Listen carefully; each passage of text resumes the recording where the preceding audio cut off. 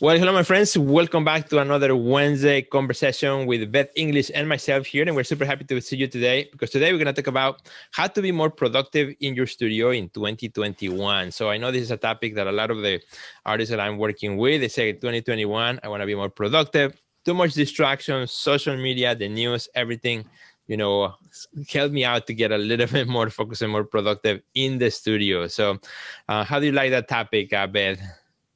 It's a great topic. There are a lot of distractions, and every time we talk about like how to be more productive or how to stay focused, I feel like we're actually going to get there. Exactly, right. Every conversation of those is like one step further, one step further, one more tip. But I think the thing is that if it's a topic that keeps coming back, is because we need it. And even if we already know these things, it's good to be reminded. At least I Mhm. find it myself sometimes just by doing a session like this with you or one of my own episodes. Like, I really need this myself. Maybe that's why I'm doing it. So it has a way of helping us push forward. Um, Yeah, that it always has that effect on us. I feel like we speak what we need to be spoken, and like mhm. too, and for our audience and ourselves, like it's Right. it's going to Exactly. be some valuable content today. We hope so. So let's get started. I have 4 points kind of that I've been thinking about, and I'm also taking action myself. So let's go through them. So that I would say number one is the first thing about being more productive in the new year is that we need to think about what does productivity really mean, right? Because it can mean many different things. A lot of times when we think of, okay, I want to be more productive, we have this idea that I have to get busier. And I Mm, want to dispel that myth by in this episode, instead of thinking of, you know, get busier as an equalizer of, being productive, really thinking about what does it mean for me to say, okay, I want to be more productive in 2021, where I, instead of actually feeling like I'm being rushed, I'm actually can feel the opposite. Just feeling, and to me, maybe we can kind of exchange ideas. What does productivity mean for you, and what does it mean for me? I think for me, for many years, I thought productivity was getting really busy.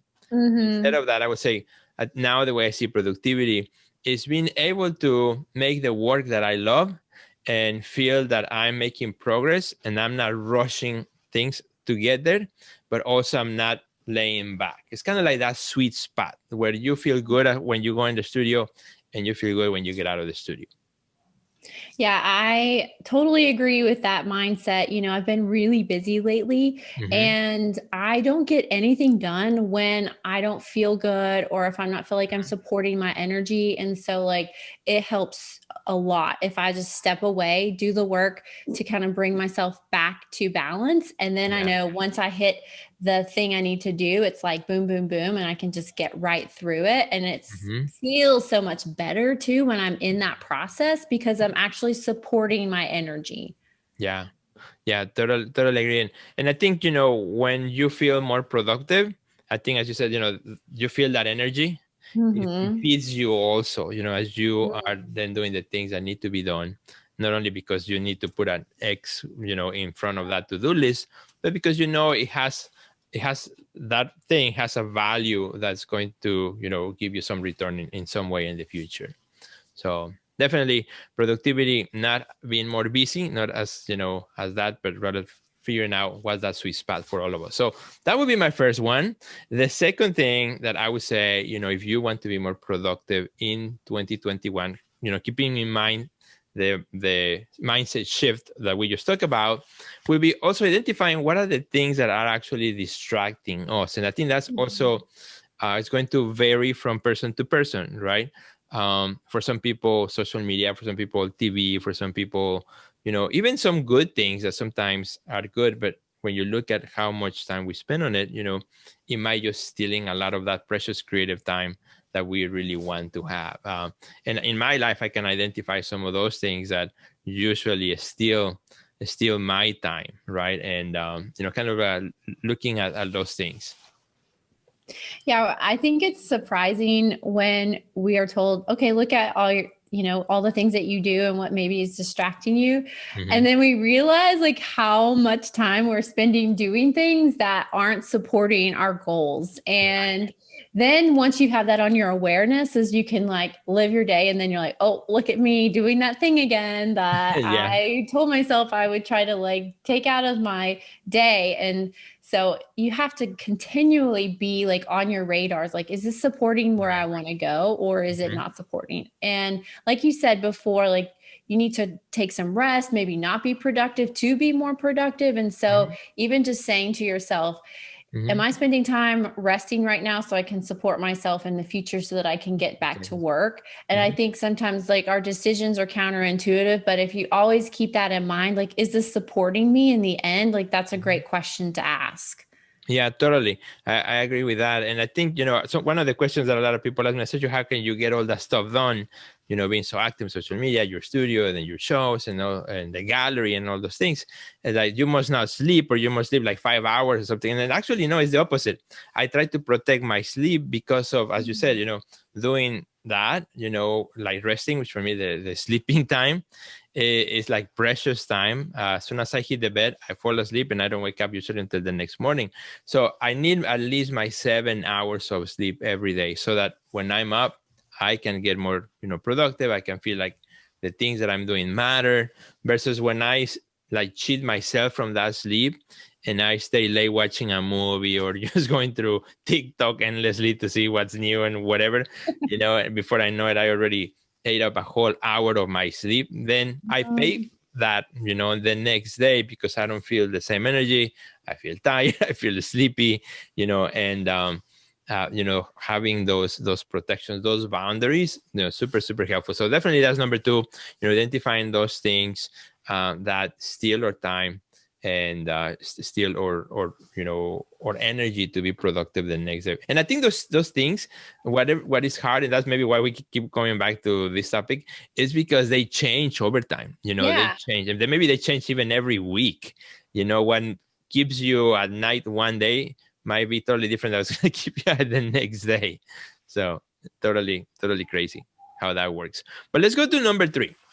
Okay. And I think one of those things that for all of us, I think as we work, particularly when you're working in the studio, is because it's so organic and we work by ourselves, the lack of deadlines. And I've seen that even now a lot more because of the pandemic, working with a lot of my artists, where they say, yo, well, I used to have a show. Now there's no deadline on that show.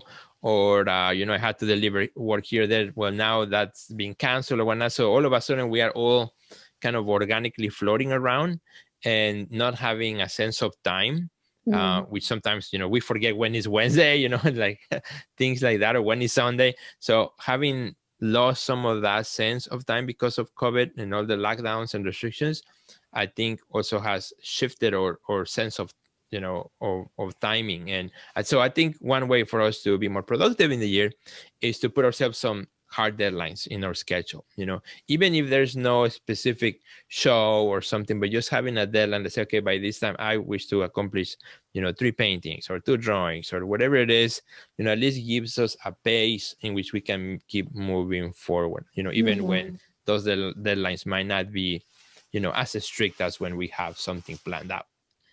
Yeah, we have to set goals. Like if you want to be more productive, then ask yourself, well, what does that look like in number form? Do you want to make X amount of paintings? Do you want to spend X number of hours? Like, how is it that you want to measure your productivity? And yeah, getting it on a deadline and holding yourself accountable to that, like is really important. You can't see the things that you want more in life without putting the work into it first. And so you do have to actually just show up for yourself, which is actually what our topic is next week, like how to show up and show out and do the things that you want to do. So yeah. So definitely, I think it's going to tie in really nicely this episode and next week's episode, which, by the way, just a quick parenthesis, we're almost at our 50th episode. So keep an eye on that. Almost 1 year, which is going to be really awesome. And the last one, the number 4 that I want to talk about is, the importance of having a community. And we have talked about community before many times, but again, I think it's so important, when it comes to being productive, to have also accountability. And that's where the community is such a big part. Having accountability with someone else, with a group where we can say, show up and say, hey, I accomplished this goal that I had, or, even share the goal that you have. That's one of the things that we all need to in 2021, not only continue pursuing community, but also strengthen the communities that we are in already. And, that's a great way to do it. And I know that you have a community, I have a community. So there are many communities out there, so you guys, as you are watching this video, just be part of a community that's supportive, that can help you, and you can be accountable to, to be more productive in 2021. So those are the kind of like the 4 things I wanted to share with, and I think because I need them to be reminded of them, and hopefully your friends will have them also, these 4 tips or ideas to help them keep moving forward. Those are some great tips. And you guys, if you listen to Sergio, you will be successful. So just keep on watching. Yeah, exactly. No, and we're on this together, right? I think we're not here, Mr. Gurus or Miss Gurus or anything like that. We are 2 artists, and entrepreneurs, you and I, Beth, and we just come every Wednesday we show up to talk about the things that we're struggling with, and we can help each other out. And I think that's great. So that's our focus, and we are committed to keep doing that. And my friends, as we wrap it up today, if you enjoy this episode, if you enjoy these 4 tips to help you be more productive, please share this episode with your friends. Let us know what you think of the episode. Beth and I will always enjoy, reading the comments in Facebook and Instagram and YouTube, wherever we post these videos, and also through the direct messaging too. Let us know when you find a topic that really touches you, or if you have also some extra advice, that we could also use for another episode. That also really, really super cool. So, Beth, where kind of friends can connect with you before we go? You guys can find me online on Facebook and Instagram at Beth English, on TikTok too. So, I mean, I'm out there, and I'd love to connect with you. So let's do that. Absolutely. And you can find me also at Sergio Gomez Art, same all social medias. And my friends, we hope to see you next Wednesday, where we'll continue kind of with this really conversation. So show up, because we're going to be there. We're going to show up as well. So have a great day. Goodbye.